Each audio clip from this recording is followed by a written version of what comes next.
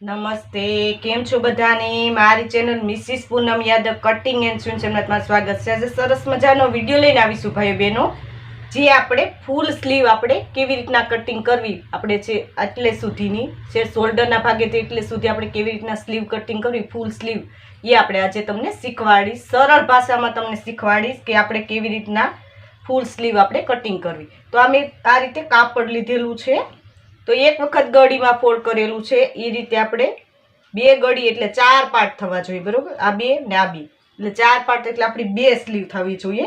આ રીતે મેં કાપડને વ્યવસ્થિત ફોલ્ડ કરી લીધું છે. તમે જોઈ શકો છો આ રીતે ગળીમાં રાખવાનું છે. હવે આ રીતે મેં અંદરખા કુર્તી તમને આગળના વિડીયોમાં કટિંગ અને સિલાઈ બંને મેં બતાવેલું છે.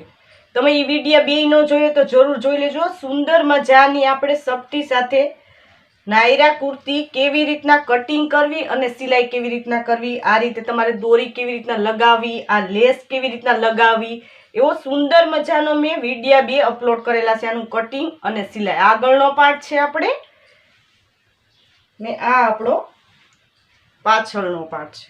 તમે જોઈ શકો છો ફૂલ ચપટી ઘેરદાર એકદમ સુંદર મજાનું હાલમાં ફેશન છે તે રીતે મેં તમને કટિંગ અને સિલાઈ બતાવેલું છે. આ વિડીયો પૂરેપૂરો જોઈ લેજો બંને, તો વધારે તમને ખ્યાલ આવશે.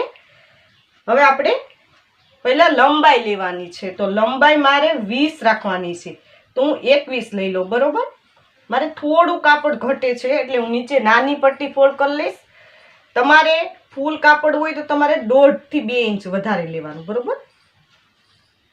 આ રીતે મેં 21 ઇંચ એક માર્કિંગ કરી લીધું છે, તમે જોઈ શકો છો.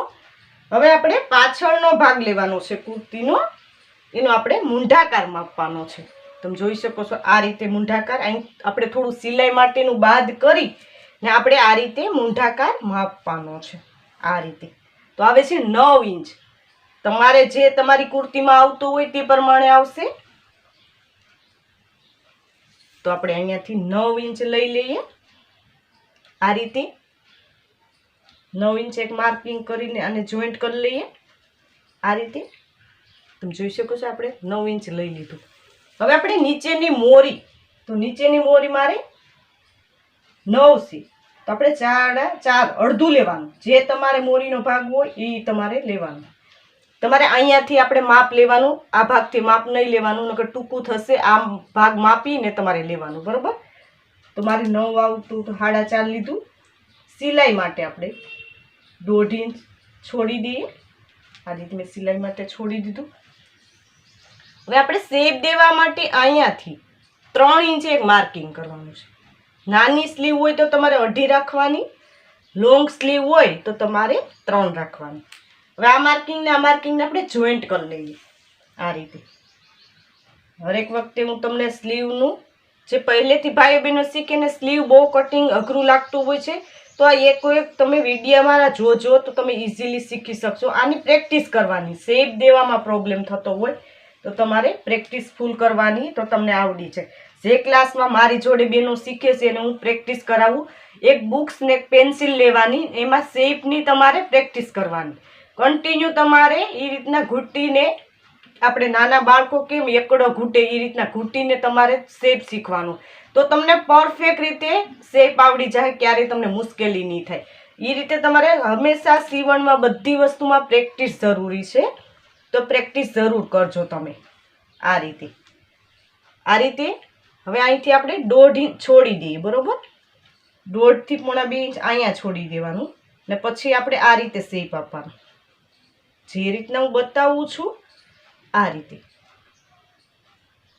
એકદમ સરળ ભાષામાં હું તમને સમજાવવાની કોશિશ કરું. મારા ચેનલમાં 550 જેટલા વિડીયો અપલોડ કરેલા છે. બધા વિડીયો તમને સરળ ભાષામાં એકદમ શાંતિથી બતાવેલા છે. કટિંગ હોય કે સિલાઈ હોય, થોડોક લોંગ વિડીયો હોય મારો, પણ તમને સમજાય એવી રીતના હોય.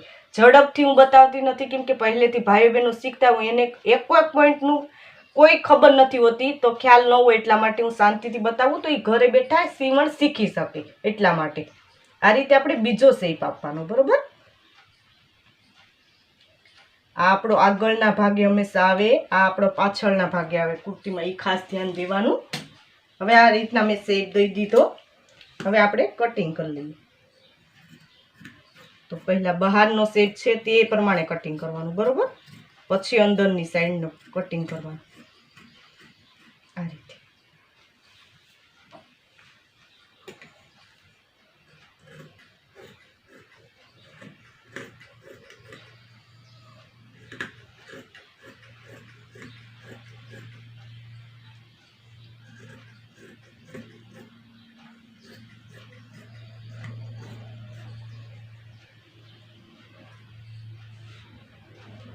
આ રીતે વચ્ચે આપણે માર્કિંગ કરી લઈએ બંને સ્લીવમાં.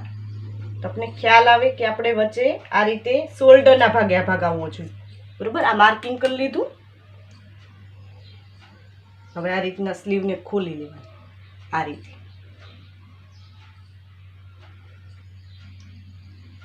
આ રીતે આપણે આગળનો શેપના કટ કરી લઈએ, બંને કટ આ રીતે. આ આપણો આગળના ભાગે આવશે.